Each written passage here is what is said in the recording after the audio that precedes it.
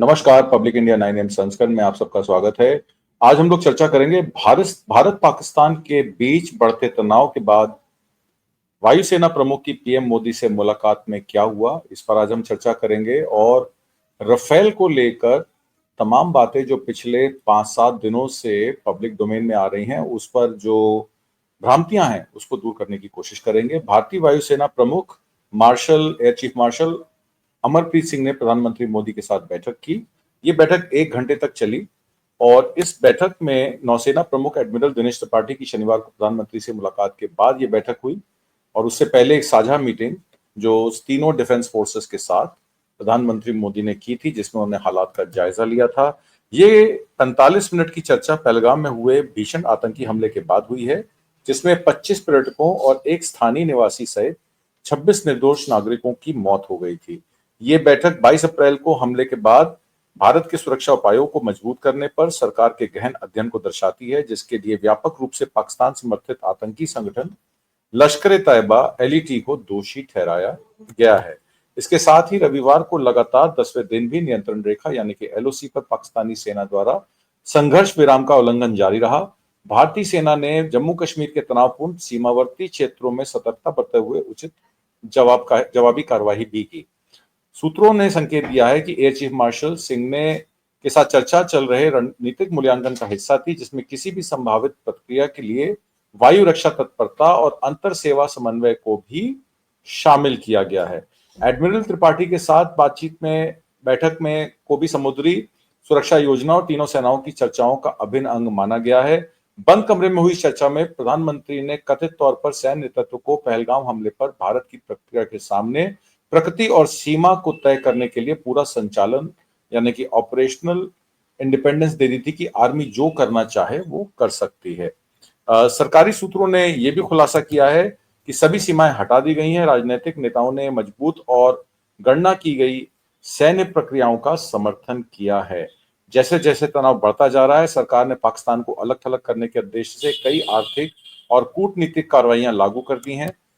ने पाकिस्तानी वाणिज्यिक विमानों के लिए अपने हवाई क्षेत्र भी बंद कर दिए हैं। ये सामूहिक उपाय आतंकवाद में पाकिस्तान की कथित भूमिका के लिए उसे जवाबदेह ठहराने कि भारत के दृढ़ संकल्प को रेखांकित करता है। और 29-30 अप्रैल की रात को 4 भारतीय राफेल लड़ाकू विमानों को इलेक्ट्रॉनिक रूप से जाम कर दिया गया, ऐसा पाकिस्तानी फोर्सेस का कहना है। और तनाव के बीच पाकिस्तान भारत सीमा से वापस जाने के लिए मजबूर हो गया, ऐसा उनका प्रचार है। राफेल लड़ाकू विमानों ने रडार संपर्क और संचार खो दिया, जिसके कारण श्रीनगर में आपातकालीन लैंडिंग हुई। कथित तौर पर पाकिस्तान ने उन्नत इलेक्ट्रॉनिक्स युद्ध लेस J-10C तैनात किए थे। इसने राफेल के सेंसर को बाधित कर दिया। कुछ लोगों का यह भी मानना है कि NRTC का नियमित जैमर राफेल के रडार सिस्टम को रोकने में सफल रहा। उन्होंने कहा J-10 नहीं, उनका कोई एक लोकल डेवलप्ड रडार सिस्टम था जो उसको रोकने में सफल रहा। हालांकि इसकी आधिकारिक तौर पर पुष्टि नहीं हो पाई है। और एक ट्विटर के माध्यम से OSNIT इनसाइडर ने यह इंफॉर्मेशन दी कि 29-30 अप्रैल को 4 भारतीय राफेल फाइटर जेट्स ने वहां पे जब POK में जायजा लेने की कोशिश की तो वहां उनके इलेक्ट्रॉनिकली उनको जैम कर दिया गया। राफेल फाइटर जेट्स उन्होंने रडार कांटेक्ट को लूज कर दिया, कम्युनिकेशन लूज कर दी। और पाकिस्तान के J-10C, जिसको बाद में खंडन किया गया कि उसकी वजह से नहीं हुआ, NRTC के रडार की वजह से हुआ। सुशांत सिंह द्वारा द कारवां में प्रकाशित एक रिपोर्ट में भारत ने 2015 में विवादास्पद राफेल सौदे के बाद से कोई भी आधुनिक लड़ाकू जेट नहीं खरीदा है। इस बीच राज्य के स्वामित्व वाली हिंदुस्तान एरोनॉटिक्स लिमिटेड भारतीय वायुसेना को स्वदेशी तेजस हल्के लड़ाकू विमान की आपूर्ति करने में असमर्थ है, क्योंकि यूएस आधारित जनरल इलेक्ट्रिक ने F404 इंजन की आपूर्ति नहीं की है। यह मोदी सरकार की कूटनीतिक विफलता है, जिसे इंडियन एयरफोर्स और हिंदुस्तान एरोनॉटिक्स लिमिटेड ठीक नहीं कर सकते। इंडियन एयरफोर्स में संकट के बारे में एयर चीफ मार्शल की चेतावनियों को अब और नजरअंदाज नहीं किया जा सकता है। द इंडियन एक्सप्रेस की एक रिपोर्ट में प्रकाशित एक अन्य रिपोर्ट में मोदी के नेतृत्व वाली सरकार ने कथित राफेल घोटाले की जांच में फ्रांसीसी न्यायाधीशों के साथ सहयोग करने से इनकार कर दिया था। पाकिस्तान के साथ युद्ध जैसे हालातों के बीच भारत ने फ्रांस से राफेल लड़ाकू विमानों के लिए सोर्स कोड मांगा है। सेंटिनल्स की एक रिपोर्ट के अनुसार भारत का उद्देश्य राफेल लड़ाकू विमानों को स्वदेशी रूप से विकसित रडार, एवियोनिक्स और मिसाइलों से लैस करना है, जिसका सोर्स कोड हासिल करना बहुत महत्वपूर्ण हो जाता है। भारत ने सरकार से सरकार यानी कि गवर्नमेंट टू गवर्नमेंट सौदे के तहत फ्रांसीसी कंपनी डसॉल्ट एविएशन से 36 राफेल लड़ाकू विमान खरीदे हैं। फ्रांस ने भारत को सभी राफेल लड़ाकू विमान सौंप दिए हैं और इन लड़ाकू विमानों को संचालन अब अंबाला और हासीमारा बेस से किया जा रहा है। हालांकि राफेल फाइटर जेट पहले से ही कई भारतीय हथियारों से लैस है। भारत ने राफेल को extra MK1 BVRAAM beyond visual range air to air missile और smart anti airfield weapon SAAW जैसे हथियारों से लैस किया है। लेकिन अब भारत को राफेल में एकीकृत किए जाने वाले कई और स्वदेशी हथियारों के लिए सोर्स कोड की जरूरत है। हाल ही में भारत ने भारतीय नौसेना के लिए राफेल खरीदने के लिए फ्रांस के साथ एक समझौते पर हस्ताक्षर किए हैं। भारत को फ्रांस से सोर्स कोड की जरूरत है क्योंकि ये राफेल फाइटर जेट के उन्नत एक्टिव इलेक्ट्रॉनिकली सेकेंड एरे यानी कि ESA रडार और मॉड्यूलर मिशन कंप्यूटर यानी कि MMC को नियंत्रित करता है।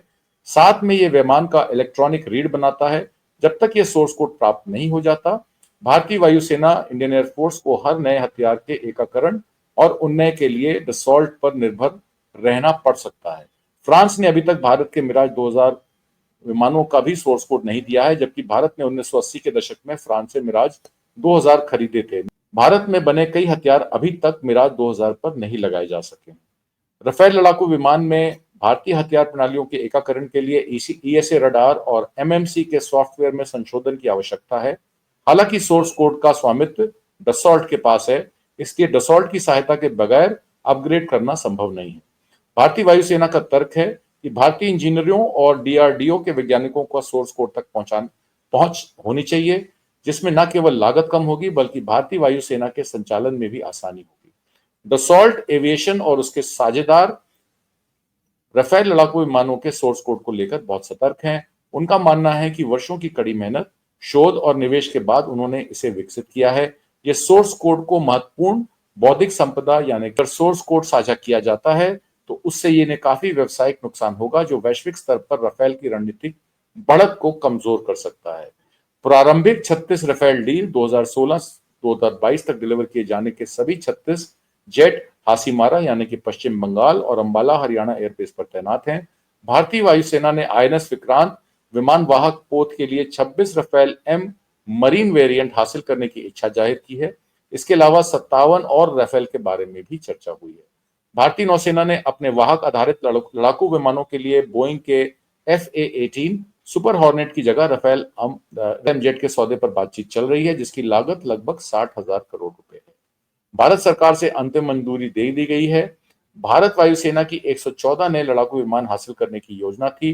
राफेल M मजबूत दावेदार था जो M15EX Su-35 यूरोफाइटर टाइफून और ग्रिपन E जैसे जेट विमानों के साथ प्रतिस्पर्धा कर रहा है। अन्य विकल्पों की तुलना में राफेल महंगा बना था। डसॉल्ट की ऑफसेट प्रतिबद्धताओं की जांच की जा रही थी। नौसेना के 26 राफेल M सौदों को 2024-25 तक अंतिम रूप दिया जा चुका है। भारतीय वायुसेना के MRFA निर्णय संभवतः 2025 के आखिर तक संभव है। राफेल डील से पहले मोदी सरकार ने 453 करोड़ रुपए प्रति यूनिट सस्ते यूरोफाइटर खरीदने का विकल्प छोड़ दिया था। यूरोफाइटर टाइफून के लिए 138 मिलियन यूरो प्रति यूनिट की कीमत पर जर्मनी के नेतृत्व वाली पेशकश पर अमल नहीं हुआ। राफेल ने 197 मिलियन यूरो प्रति यूनिट की कीमत पर हस्ताक्षर किए थे। 2016 में फ्रांस से 36 राफेल लड़ाकू विमान खरीदने के सौदे पर हस्ताक्षर करने के कुछ महीने पहले NDA सरकार ने एक अन्य यूरोपियन प्रस्ताव को खारिज कर दिया था, जिसमें यूरोफाइटर टाइफून लड़ाकू विमान की डिलीवरी का वादा किया गया था, जो फ्रांसीसी विमानों की तुलना में $59 मिलियन यानी कि 453 करोड़ रुपए प्रति यूनिट सस्ता था। भारतीय सरकार के शीर्ष स्तर पर की गई इस पेशकश में तत्काल भारतीय आवश्यकताओं को पूरा करने के लिए ब्रिटेन, इटली और जर्मनी से यूरोफाइटर टाइफून जेट की डिलीवरी को डाइवर्ट करना शामिल था। इस पेशकश में लड़ाकू जेट की तकनीक से हस्तांतरण के लिए एक पूर्ण उत्पादन लाइन स्थापित करने का भी वादा किया गया था। यूरोपियन फर्मों के एक संघ द्वारा निर्मित यूरोफाइटर टाइफून की पेशकश को जर्मनी और ब्रिटेन दोनों ने सबसे वरिष्ठ स्तरों पर आगे बढ़ाया था। कीमत 126 यूरोफाइटर टाइफून विमानों के लिए $138 मिलियन प्रति यूनिट, जबकि नई दिल्ली ने पेरिस में 36 रफेल जेट खरीदने पर सहमति जताई थी और गवर्नमेंट टू गवर्नमेंट डील ने प्रधानमंत्री मोदी ने 197 मिलियन यूरो प्रति यूनिट के हिसाब से विमान खरीदे। दोनों कीमतों में हथियारों की कीमत शामिल नहीं थी। भारत को रफेल के साथ आने वाली मिसाइलों के लिए 710 मिलियन यूरो और चुकाने थे। यूरोफाइटर टाइफून के लिए हथियारों की कीमत पर चर्चा नहीं की गई थी क्योंकि प्रस्ताव पर आगे बढ़ा ही नहीं गया था। निष्पक्षता से कहें तो यूरोफाइटर टाइफून की पेशकश 126 जेट विमानों के बड़े ऑर्डर के लिए थी, जिसमें बेहतर पैमाने की अर्थव्यवस्थाएं उस समय शामिल थीं। 36 लाए हुए जेट विमानों की कीमत पर चर्चा नहीं की गई थी क्योंकि भारत ने कंसोर्टियम के साथ विस्तृत बातचीत ही नहीं की थी और प्रधानमंत्री मोदी ने डायरेक्ट ये डील फ्रांस की सरकार के साथ की थी। उस महीने की शुरुआत में विपक्षी कांग्रेस पार्टी ने राफेल सौदे में बहुत बड़ा घोटाला होने का उस समय आरोप लगाया था। लड़ाकू विमान की कीमत और उसके बाद की गई खरीद प्रक्रिया पर सवाल उठाए थे। कांग्रेस का यह भी दावा था कि उन्होंने उन्हीं राफेल विमानों के लिए कम कीमत पर बातचीत की थी। और आज अजय राय के बयान से, जो उत्तर प्रदेश कांग्रेस के अध्यक्ष रहे हैं, उनके बयान के बाद प्रियंका गांधी का बयान आया कि हम सरकार के साथ खड़े हैं और ऐसे मौकों पर हम अब राजनीति नहीं करना चाहते। हम चाहते हैं कि अल्टरनेटिव एक्शन मोदी सरकार ले। कांग्रेस ने सरकार पर रक्षा क्षेत्र की सार्वजनिक इकाई की कीमत पर अपने क्रोनी कैपिटलिस्ट दोस्तों के वित्तीय हितों को बढ़ाने देने का भी उस समय आरोप लगाया था, जिसमें डसॉल्ट रिलायंस एरोस्पेस लिमिटेड द्वारा निष्पादित किए जा रहे ऑफसेट के बड़े हिस्से पर सवाल उठाया गया था। एनडीए सरकार ने सौदों में किसी भी तरह गड़बड़ी से इनकार किया है। रक्षा मंत्री निर्मला सीतारमण ने उस समय कहा था कि 2014 में जब गठबंधन ने सत्ता संभाली थी तब वायुसेना की स्थिति गंभीर थी और उन्होंने इसके लिए पिछली यूपीए सरकार की निष्क्रियता को जिम्मेदार ठहराया था। रिलायंस एरोस्पेस ने कहा था कि लड़ाकू विमान के चयन में उसकी कोई भूमिका नहीं थी और ये केवल कार्यकारी जेट और अन्य उत्पादों के लिए पुर्जे बनाने के लिए एक ऑफसेट के भागीदार ही हैं। 2012 में फ्रांसीसी राफेल और यूरोफाइटर टाइफून दोनों ही वायुसेना द्वारा भारत विशिष्ट सभी आवश्यकताओं के अनुरूप उनको पाया गया था। F-16 ग्रिपेन और FA-18 जैसे अन्य विमानों के भी कई परीक्षणों के बाद उनको खारिज कर दिया गया था। उस समय कम कीमत की पेशकश के कारण राफेल के साथ बातचीत शुरू हुई थी। अगस्त 2014 में तत्कालीन रक्षा मंत्री अरुण जेटली ने लोकसभा में बताया था कि medium multi role combat aircraft की खरीद के लिए रिक्वेस्ट फॉर प्रपोजल यानी कि RFP के जवाब में प्राप्त 6 प्रस्तावों में से राफेल के लिए मेसर्स दसॉल्ट एविएशन और यूरोफाइटर टाइफून के लिए जर्मनी के प्रस्ताव की लागत सबसे कम थी। जब यह स्पष्ट हो गया कि राफेल की खरीद के लिए यूपीए के नेतृत्व वाली प्रक्रिया में देरी हो रही है, तो मोदी सरकार के नए सौदे के पक्ष में इसे रद्द करने के लिए मजबूर होना पड़ा। एक नए अवसर को भांपते हुए ब्रिटेन की मजबूत समर्थन वाली जर्मनी ने एक नई बोली लगाई और भारत के लिए यूरोफाइटर टाइफून की कीमतों में 20% तक कमी की उस समय पेशकश की थी। यह प्रस्ताव पहली बार जुलाई 2014 में दिया गया था और 2015 तक वैध था, जब नई दिल्ली राफेल सौदों के पर बातचीत कर रही थी। इस प्रक्रिया में शामिल कई सूत्रों ने बताया कि यूरोफाइटर को शुरू से ही धैर्यपूर्वक सुना गया था, लेकिन साउथ ब्लॉक से स्पष्ट संकेत मिला कि वो राफेल पर ही विचार कर रहे हैं। साथ ही फ्रांस के साथ अपनाई गई प्रक्रिया के विपरीत, जहां संख्या और क्षमताओं पर कई विकल्पों पर चर्चा की गई थी, जर्मनी और ब्रिटेन के साथ बातचीत एक कागजी प्रस्ताव से आगे नहीं बढ़ी।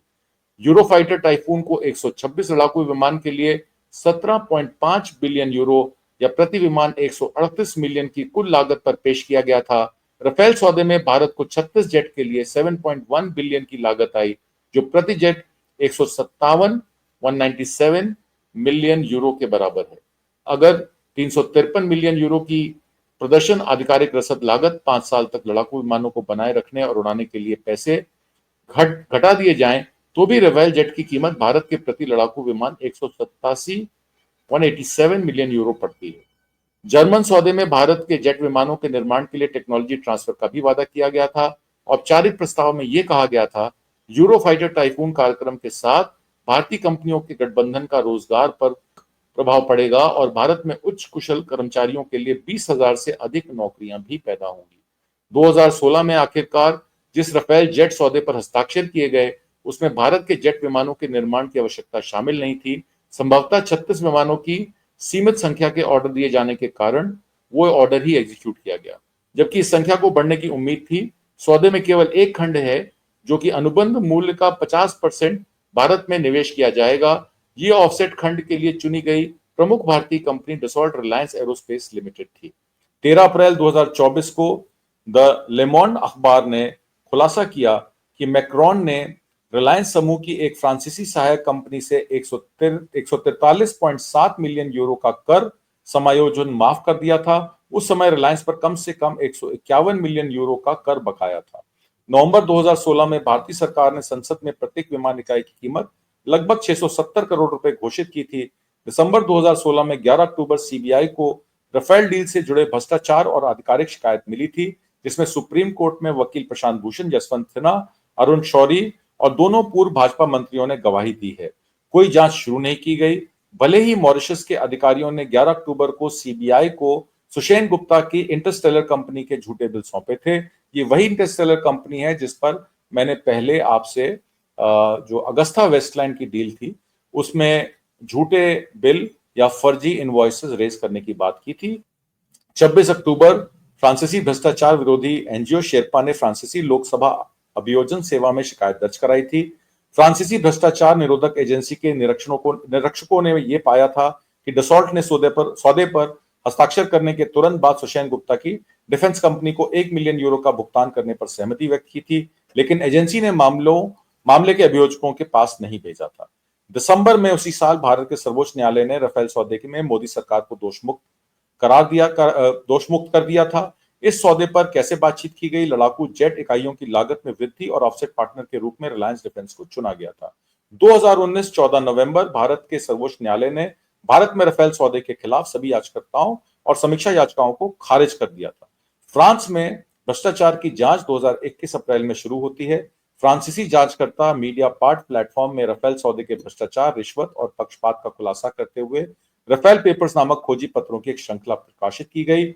उसी साल 28 अप्रैल को शेरपा ने भारत द्वारा जेट विमानों की खरीद की न्यायिक जांच के लिए अनुरोध दायर किया। अप्रैल में भारत में विपक्ष ने नए प्रकाशित साक्ष्यों का हवाला देते हुए नई जांच की मांग की। 2 जुलाई में पब्लिक प्रोसिक्यूशन सर्विस में हॉलेट के उत्तराधिकारी जीन फ्रैंकोइस बोर्ड द्वारा फ्रांस के एक आधिकारिक आपराधिक जांच शुरू की गई।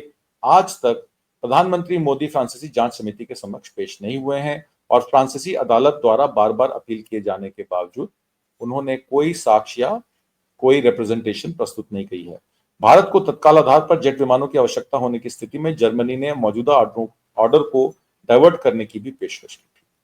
उम्मीद करता हूं आपको आज का कार्यक्रम पसंद आया होगा। राफेल पर जो सूचनाएं हम पर अवेलेबल हैं, हमने वो सब आपके समक्ष रखी हैं। हम आप तक सही सूचना सही समय तक पहुंचाने के लिए प्रतिबद्ध हैं। नमस्कार, जय हिंद।